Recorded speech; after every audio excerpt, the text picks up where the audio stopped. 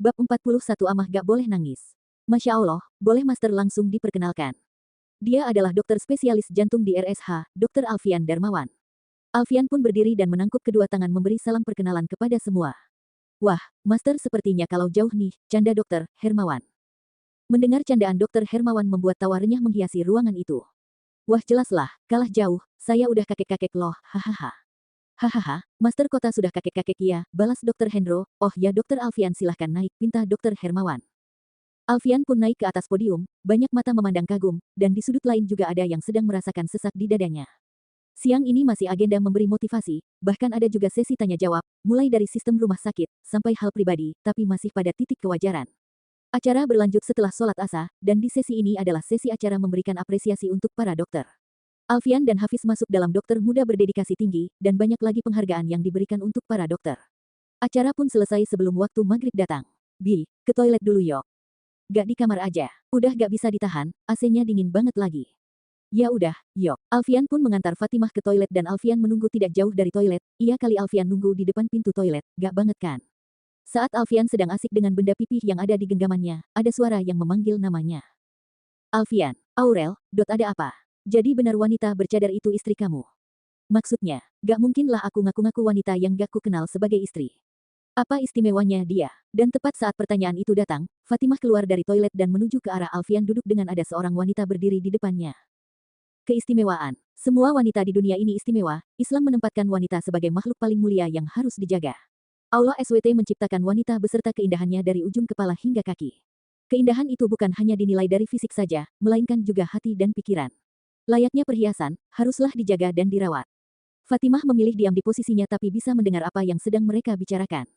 Alfian, aku sudah pernah kan menyatakan perasaanku sama kamu. Kenapa kamu menolakku? Apa karena dia bercadar? Aku juga bisa seperti dia. Alfian menghembuskan nafasnya kasar lalu berdiri.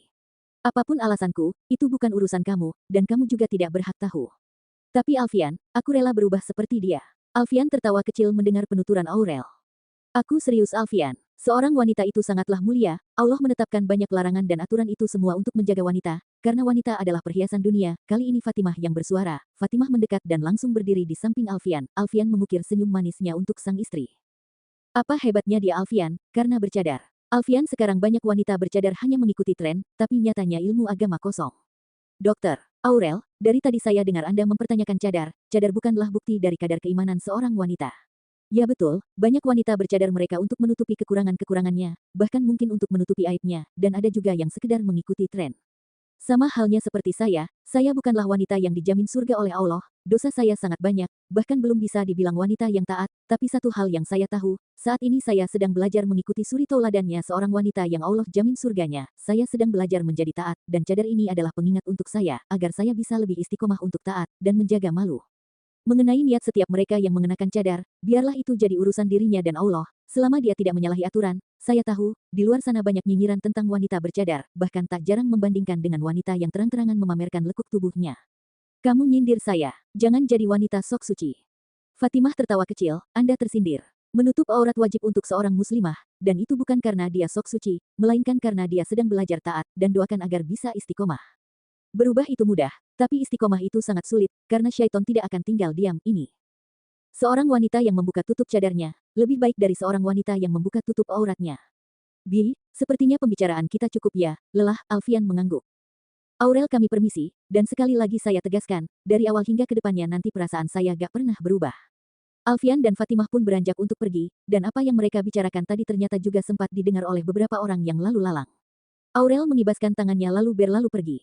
Sesampainya di kamar hotel, Fatimah memilih langsung membersihkan diri dan bersiap untuk sholat maghrib berjamaah dengan sang suami. Selesai dengan sholatnya, Fatimah sedikit nampak sendu. Alfian bisa memahami kejadian tadi pasti membuat tidak nyaman. Afwan, kenapa tiba-tiba minta maaf, emangnya Hubi ada salah apa? Soal kejadian tadi, Bi, aku percaya suamiku mampu menjaga diri dari godaan-godaan yang akan datang.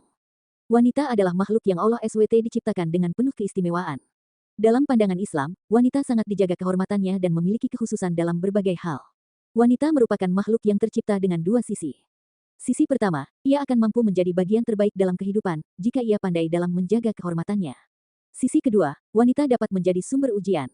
Dengan segala keindahannya dapat menjadi bencana jika disalahgunakan untuk hal-hal yang dilarang oleh Allah. Ujian terberat untuk seorang perempuan adalah ujian harta, perempuan mudah tergoda dan goyah pada harta, sementara itu, ujian terberat bagi seorang laki-laki adalah wanita. Alfian tak menjawab malah lebih memilih untuk memeluk sang istri. Dia cantik Bi, lirih Fatimah. Mendengar itu Alfian langsung melepaskan pelukannya. Terus kenapa? Dia rela berubah demi Hubi. Cemburu ya, goda Alfian. Wanita mana yang tidak cemburu, ada wanita lain yang rela berubah demi seorang laki-laki.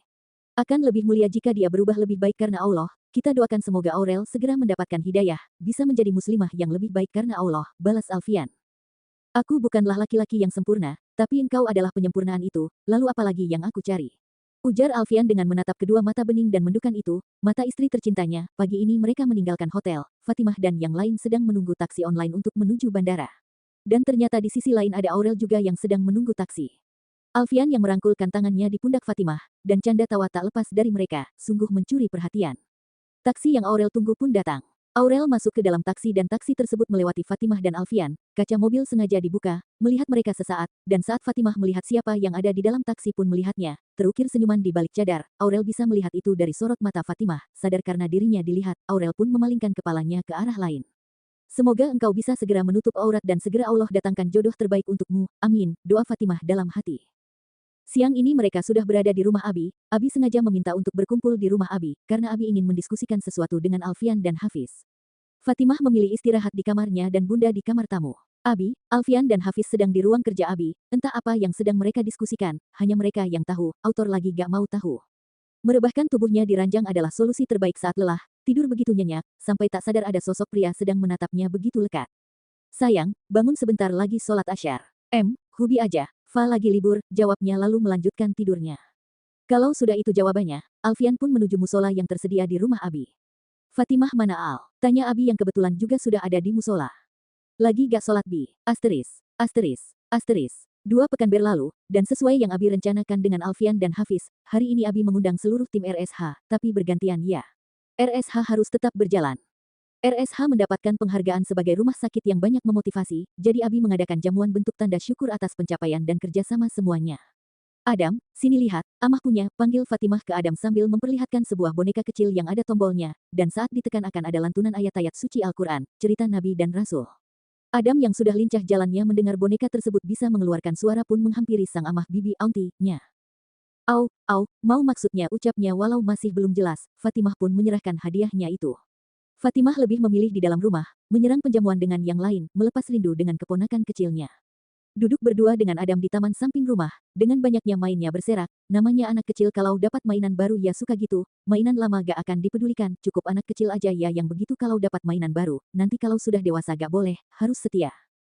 Asik bener ya, ujar Alfian sambil mendekati posisi duduk Fatimah dan Adam. Hubi, kok kesini, emang udah pada pulang? Belum sih masih ada, tapi kan ada yang lain. Bi, panggi Adam. Mungkin maksud Adam adalah Hubi, dia mengikuti panggi Fatimah, hanya saja belum jelas. Bi, tanya Alfian sambil menunjuk dirinya. Iya Bi, jawab Adam sambil menunjuknya.